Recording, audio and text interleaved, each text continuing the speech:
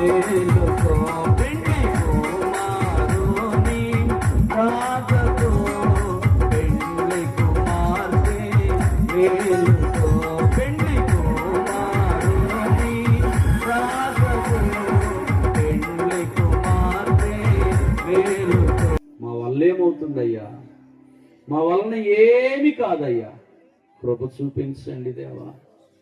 ఈ పెదమక్కిన గ్రామంలో ఈ రెండవ రాకడ పండుగలను ఇదిగో ఈ ఏడాది మొదటి దినము ఇంత వైభవంగా జరిగించిన యేసయ్యానికే చెప్పండి స్తోత్రమని.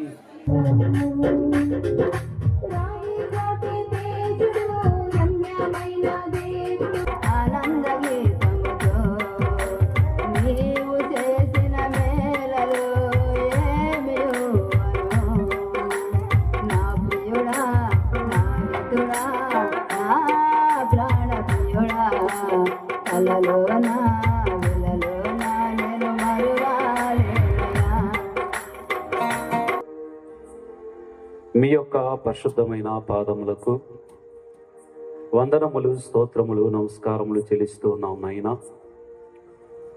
మా తండ్రి, మొదటి రాకడలో మా తండ్రి స్తోత్రాలు.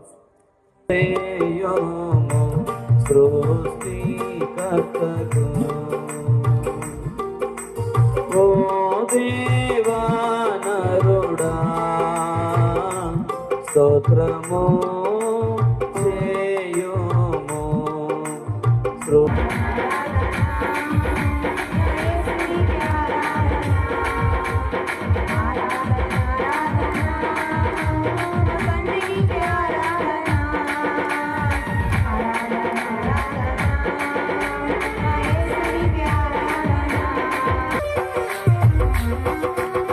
చుట్టేమో ఎంతలన్నయ్యా తోడవద్దగా కలులుగా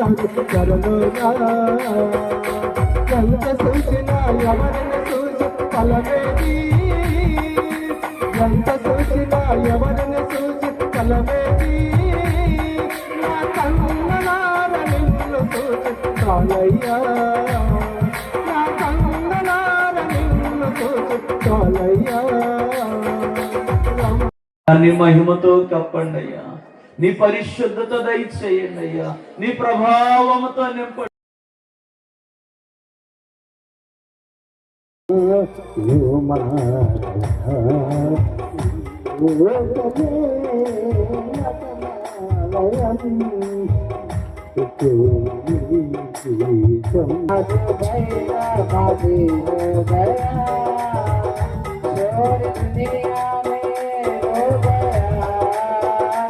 आज मैदा मासी हो गया, आज मैदा मासी हो गया.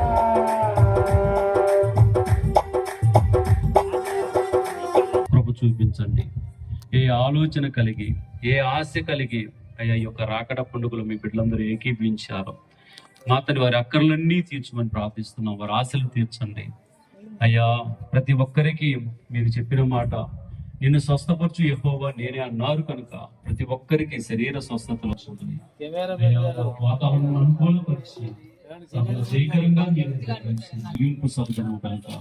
జయకరంగా జరిగించిన అనేకులు తోడుకొని మా తను మీ ప్రేమలో ఘనంగా జరిగించి జీవించమని నేడు దిన దీవెనతో మమ్మల్ని అందరినీ కూడా అలంకరించి మీ దీవెనతో మా గృహాలకు నడిపించమని సిద్ధపరచబడిన ఆహార పదార్థాలన్నీ కూడా దీవించి భుజిస్తున్న ప్రతి ఒక్కరికి కూడా ఆరోగ్యము క్షేమం దయచేయమని.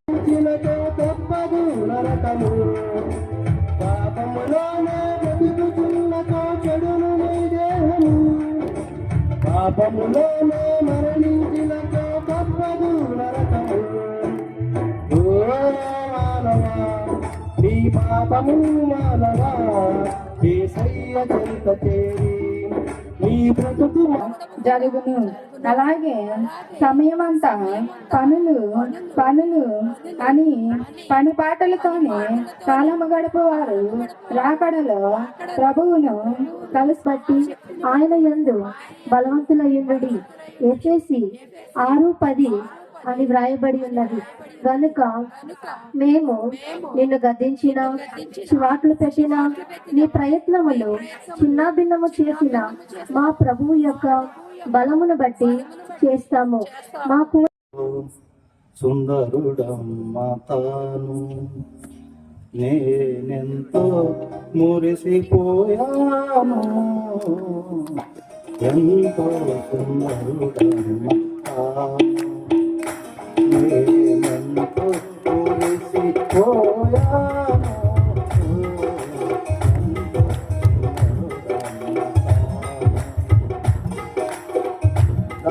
వేళ అందరూ హత్తుకుంటారు, సంపదలన్నీ తరిగిన వేళ కంటికి ఎవ్వరు కనరారు.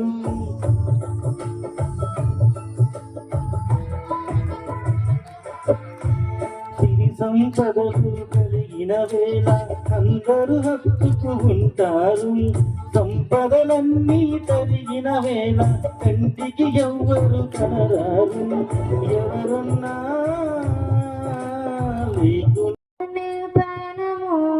ప్రార్థనే ప్రకారము, ప్రార్థనే ప్రాధాన్యము, ప్రార్థన లేనిదే పరాజయం, ప్రార్థన వలనే పయనము, ప్రార్థనే ప్రకారము, ప్రార్థనే ప్రాధాన్యము, ప్రార్థన లేనిదే పరాజయం. ప్రభువా ప్రార్థన నేర్పయ్యా, ప్రార్థించకుండా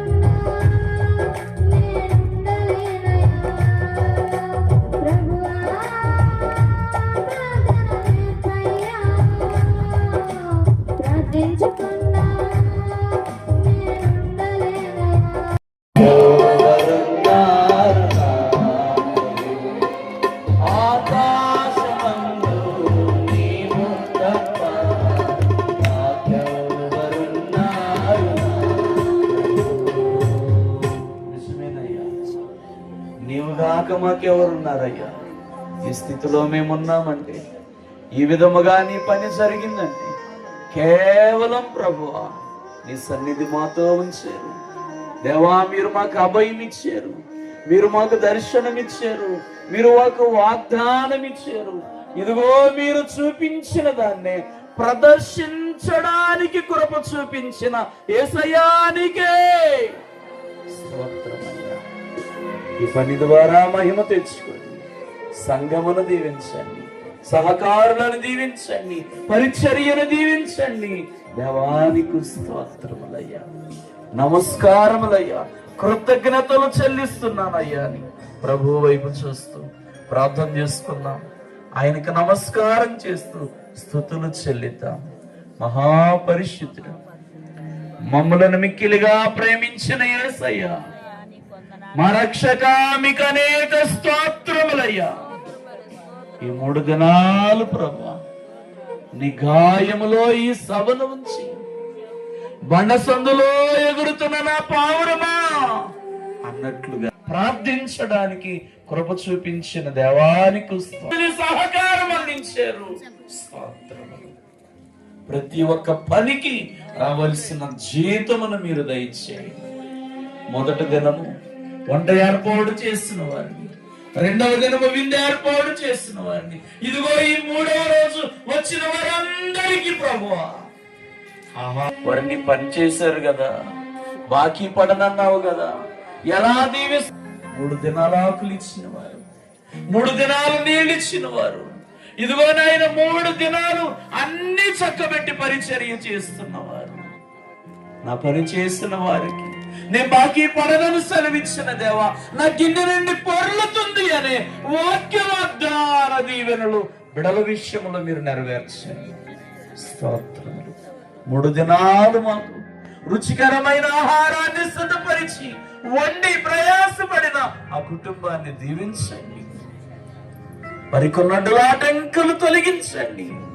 మరి పక్షముగా మీరు నిలువబడండి. ఇదిగో 3 దినాలు నడుము బిగించి, ఇదిగో నీ పని నిమిత్తమై ఈ స్థలములో ఏకీభవించి గొప్ప సహకారిగా ఉన్న నీ కుమారుడు సురేషయ్య గారు, అమ్మగారిని, వారి బిడ్డలను దీవించండి. వారి సేవను ఫలభరితముగా మీరు మార్చండి. దేవానికి స్తోత్రము. ఇంకా ఎవరి గురించి అయితే మేము ప్రార్థించడం మర్చిపోయామో, కానీ నువ్వు మర్చిపోయేవాడు కాదు కదా.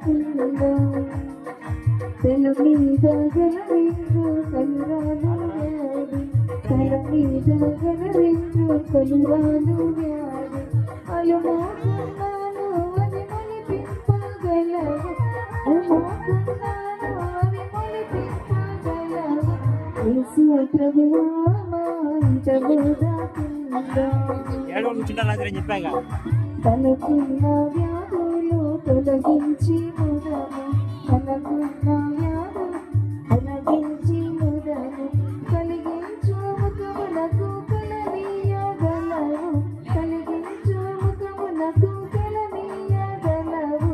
యేసు ప్రభువా మా ప్రభువుగా, యేసు ప్రభువా మా ప్రభువుగా.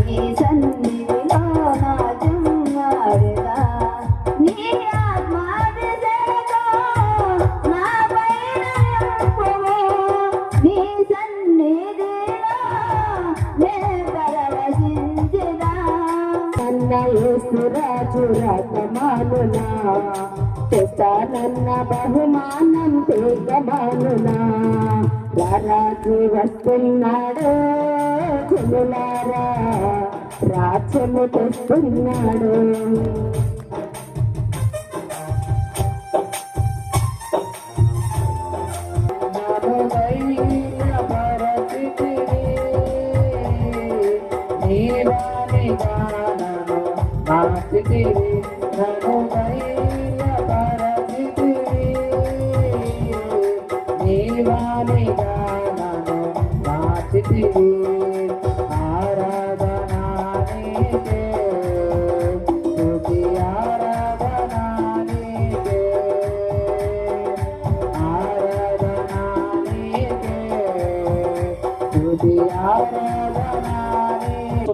చూచుకొనుడి. అనేకులు నా పేరిట వచ్చి నేనే క్రీస్తునని చెప్పి వారిని మోసపరచదు. మరియు మీరు యుద్ధములను గూర్చి యుద్ధ సమాచారములను గూర్చి ప్రేమంపుకుంటే శపింపబడును గాక. ప్రభువు వచ్చుచున్నాడు. చాలమ్మ ప్రభువు వచ్చుచున్నాడు. ఆమేన్. ప్రార్థన చేసుకో.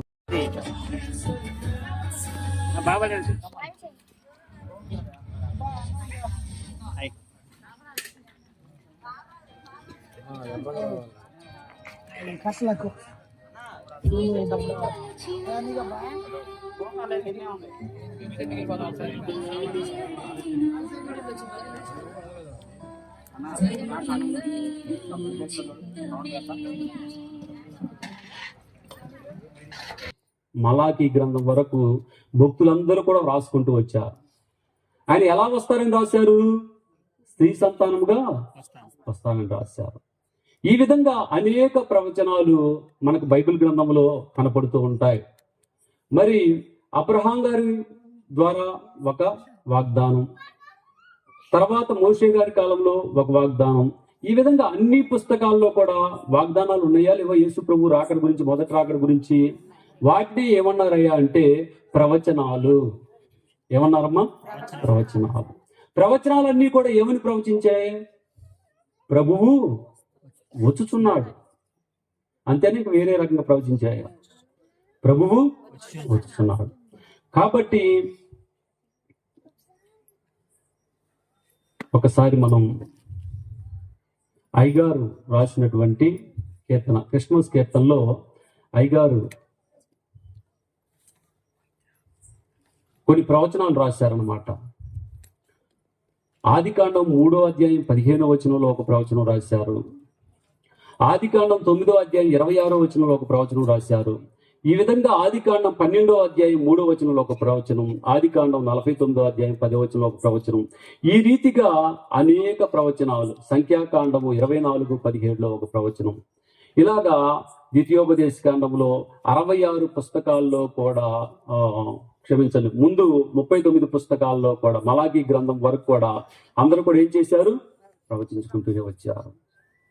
మరీ ముఖ్యంగా యెషయా గారు 7వ అధ్యాయం 14వ వచనం, అక్కడక్కడ నేను చూపించుకుంటూ వెళ్తాను, మీకు తెలిసినయే కాబట్టి. మరియ పుత్రనామమిమ్మానుయేలగున్, నరులకు దేవుండే తోడు నిరతము వరకు, దరిని దేవుడుగాన వెరువమెన్నడు, పరమా దేవుని సహవాసముల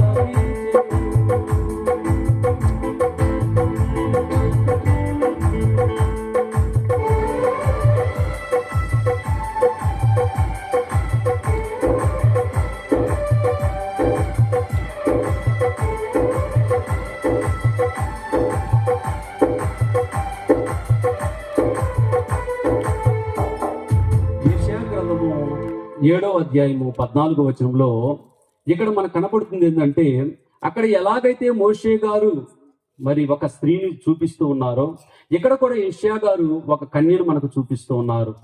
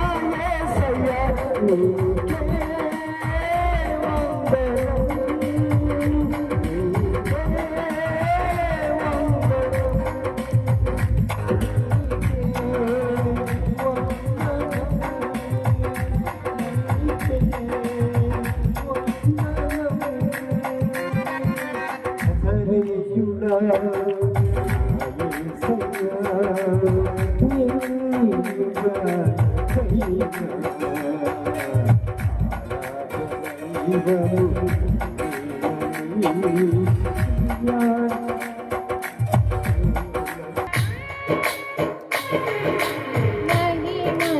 నిండిన వీధులలో ఊరలు మూడి ఆకాశ పందిరిలో జతగా చేరెదను నా సన్నిధిలో కురిసే చిరుజల్లె ప్రేమామృతము జతగా చేరెదను ఆ సన్నిధిలో కురిసే చిరుజల్లె ప్రేమామృతము నా ప్రియ యేసునను చూసి దరి చేరులే జతగా చేరెదను ఆ సన్నిధిలో నా ప్రేమను ప్రియునికి తెలిపెదను కన్నీరు తుడిచే మనము వాక్యములో నుంచి చూద్దాం. చెప్పండి, కొన్ని మేఘములను గురించి వాక్యములో చూద్దాం. ఈరోజు మనం మాట్లాడుకుంటున్న సందేశము యేసు ప్రభువారు రెండవసారి రాబోతూ ఉన్నారు అనే సంగతిని గురించి మాట్లాడుకుంటూ ఉన్నాం. ఆయన వచ్చే ముందు దినాలు ఎలా ఉంటాయి, ఆయన వచ్చే ముందు పరిస్థితులు ఎలా ఉంటాయి అని వాక్యాన్ని మనం పరిశీలన చేస్తే మత్తయి సువార్త 24వ అధ్యాయము ఇంటికి వెళ్ళిన తర్వాత ఖాళీగా ఉన్నప్పుడు చదువుకోండి. యేసుక్రీస్తు ప్రభువారు రాకడకు సూచనలు, ఆ పరిస్థితులు ఎలా ఉంటాయో, ఆ దినాలు ఎలా ఉంటాయో సువార్తికుడైన మత్తయ్య గారు చక్కగా ఆ 24వ అధ్యాయంలో వ్రాశారు. ఇదిగో యేసు ప్రభువారు రాకముందు మనుష్యుల స్వభావము ఎలా ఉంటది. యేసు ప్రభువారు రెండవ రాకడకు ముందు దేశానికి మధ్య ఇలాంటి పరిస్థితులు వస్తాయి. ఇదిగో కరువులనేవి నాట్యమాడతవి, దేవుని పిల్లార భూకంపాలు వస్తాయి, జనము మీదకి జనము, రాజ్యము మీదకి రాజ్యాలు, ఇలాంటి సంగతులన్నీ సంభవిస్తాయి అని ఈ మత్తయి సువార్త 24వ అధ్యాయంలో ప్రభువు వాక్యములో చాలా స్పష్టంగా రాయించారు. దేవుని పిల్లలారా, మనందరం కూడా వాక్యాన్ని పరిశీలన చేస్తే ఇలాంటి దినాలన్నీ జరిగిన తర్వాత ఒకరోజు యేసుక్రీస్తు ప్రభువారు చెప్పండి, ఆయన మధ్యాకాశంలోనికి రానై ఉన్నారు. ఎవరి కోసమో? సిద్ధపడిన సంఘము కొరకు. చెప్పండి, సిద్ధపడిన, చెప్పాలి, సిద్ధపడిన సంఘము కొరకు. ఈ సంఘము ఎక్కడ సిద్ధపడుతుంది? యోవేలు గ్రంథములో వ్రాయబడుతుంది, పెండ్లి కుమారుడు అంతఃపురములో నుంచి వస్తున్నాడు, పెండ్లి కుమార్తె గదిలో నుంచి వస్తుంది అని యోవేలు గ్రంథములో మనందరం కూడా చూస్తాం. అంటే ఇక్కడ ఈ పెండ్లి కుమార్తె అనబడిన ఈ సంఘము చెప్పండి ఎక్కడ సిద్ధపడుతుంది? గదిలో సిద్ధపడుతుంది. ఏంటి ఆ గది అంటే ప్రార్థన అనే గది అనుకోవచ్చు, లేదా సన్నిధి అనబడిన గది అనుకోవచ్చు. దేవుని పిల్లలారా, ఇలాగున సిద్ధపడుతూ ఉన్న ఈ సంఘాన్ని తీసుకొని వెళ్ళడానికి చెప్పండి యేసుక్రీస్తు ప్రభువారు దేని మీద వస్తున్నారట? మేఘము మీద. చెప్పాలి, దేని మీద? మేఘముల మీద వస్తున్నారు అని వాక్యములో మనందరం కూడా చూస్తా ఉన్నాం. అయితే ఈరోజు బైబిల్ గ్రంథములో ఇంచుమించుగా 7 రకాల మేఘములను గురించి రాయబడింది. వాటిని మీకు పరిచయం చేసి నేను వాక్యాన్ని ముగిస్తాను. చెప్పండి, ఎన్ని రకాలు? 7 రకాల మేఘములను గురించి వాక్యము సెలవిస్తూ ఉంది. చూడండి దేవుని పిల్లారా, మొట్టమొదటి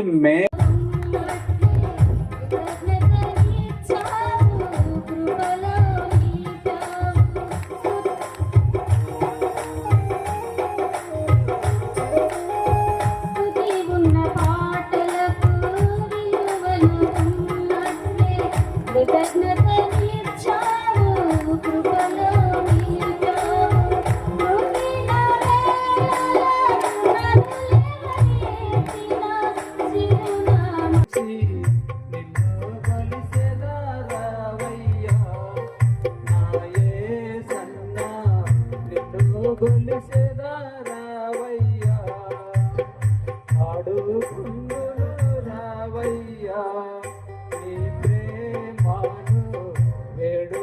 నల్లని దానని నన్ను చూచి నన్ను చిన్న చూపుడు చూడకుడి, నేను ఎండ తగిన దానను. నా సహోదరులు నా మీద కోపించి నన్ను ద్రాక్ష తోటకు కావలి కత్తిగా నుంచిరి. అయితే నా సొంత తోటను నేను కాయకపోతిని. నా ప్రాణ ప్రియుడా, నీ మందను నీవెచ్చట మేపుదువో, మధ్యాహ్నమున నెచ్చట నీడకు వాటిని తోలుదువో నాతో చెప్పుము. ముసుగు వేసుకొనిన దానినై నీ జతకాండ్ల మందల యొద్ద నేనెందుకుండవలను? నారీమణి సుందరి, అది నీకు తెలియకపోయినా మందల అడుగుజాడలను బట్టి నీవు పొమ్ము. మంద కాపుల గోడారముల యొద్ద నీ మేక పిల్లలను మేపుము. నా ప్రియురాల, ఫరో యొక్క రథ